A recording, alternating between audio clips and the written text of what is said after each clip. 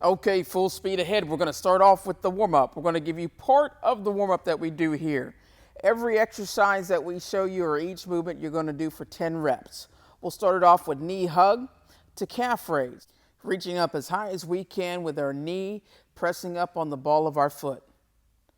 Next up, we have step over to squat. So we want to get a nice hip rotation going on, making sure when our feet make contact with the ground, they are slightly separated outside of our hips. Dropping our hips down, keeping our chest out and our back flat. Drive that knee up, rotate them hips, drop them hips down, feet flat every time, and repeat 10 times in each direction. Next up, lateral lunge, also known as dead leg. Whatever our lead leg is, whether it's our right or our left, whatever direction we are going in, so if we're going to our right, we're going to be bending our right leg after we reach out, shifting our hips back, having a slight lean forward, and therefore our back leg will remain straight. So that would be our left leg getting a nice hamstring stretch, and in that front leg putting the pressure on the one that's doing the lunge, building up that quadricep and that glute.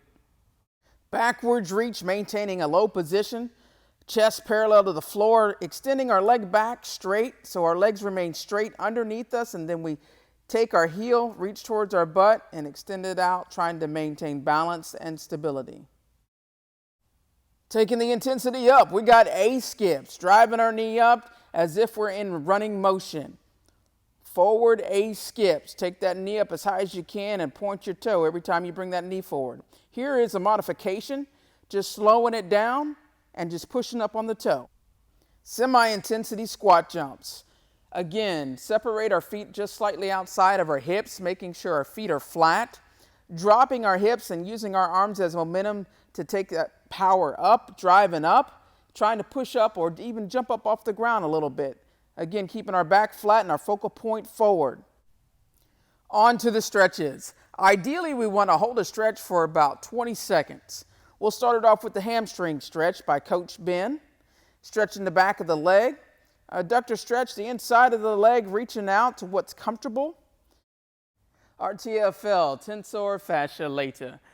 Once we pull that leg across, we should feel a nice stretch on the outside of our hip. The piriformis, the right leg that's stretching across the front of the left leg. You should feel it in the bottom of the right glute. The quadricep stretch. Once we pull over the band on the opposite side, we can stretch our thigh on the front part of our leg. Now, if we lift our knee a little higher, we'll get a little deeper stretch in our thigh. Continuing on to the hip flexor stretch, once we get that front leg out to a good enough angle between our hip, our knee, and our foot, roughly a 90-degree angle, and then that back knee, it's back far enough where we can shift forward and then our front knee is not going too far over our toe. Now we are ready for the workout. Make sure to use some type of timer, whichever works for you, because our work period is going to be 30 to 45 seconds per exercise.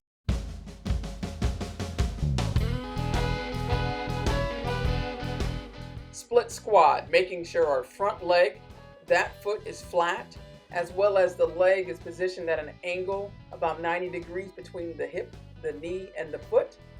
As far as our back foot, we want to be on the ball of our back foot at our downward movement, making sure that angle is at about 90 degrees between our foot, our knee, and our hip. As we get ready to stand up, we want to power through that front leg and return our leg back to the starting position. If we choose to take it a step further and go to hip flexion, we want to drive it all the way up, balancing on that front foot as we bring our opposite leg up. Supine pullover, making sure we're laying flat. As we bring our hands up in front of our body, we want to make sure we're contracting our abdominal muscles at the same time and pushing our belly button through the floor, keeping our lower back in contact with the ground. We can choose to use a medicine ball as well to help strengthen the back some more. We just have to remember, if we're using a weight, we need to keep our arms straight. And if we want to lift our leg up, we can force a little bit more core engagement by pressing our belly button through the floor making sure our lumbar region, our lower back, stays in contact with the ground. Bear crawl. Really working on core engagement again, as well as shoulder stability. We want to make sure when we're crawling, we want to do the best we can to have our shoulder above the hand that is reaching forward, keeping our hips down between our shoulders and our feet, taking our time with this movement while keeping our focal point slightly forward. Every time we reach forward, we want to bring our opposite leg forward with us.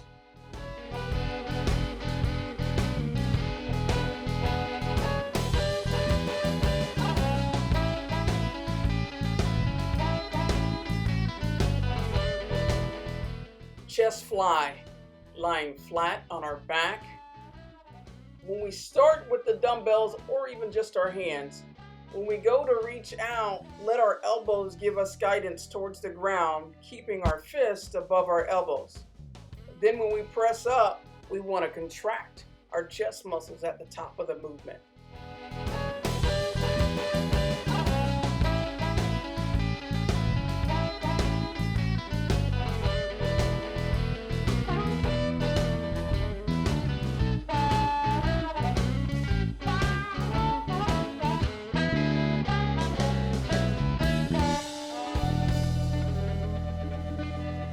Mountain climbers.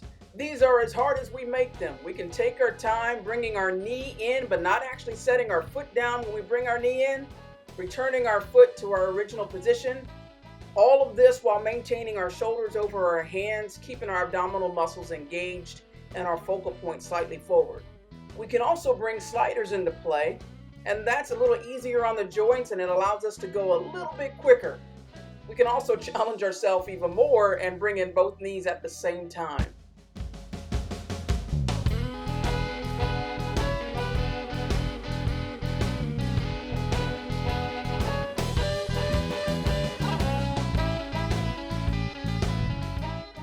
Prone hip abduction, also known as fire hydrant.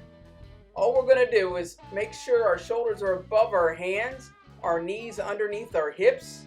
Rotate our knee out away from us, still trying to maintain a 90-degree angle between your foot, knee, and hip, all while keeping our focal point forward.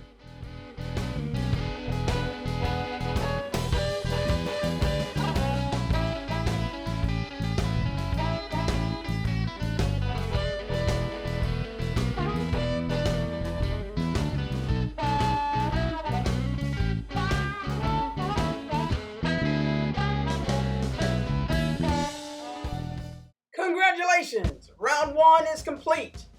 Please enjoy a 45 to 90 second water break and then return. Remember to progress within reason.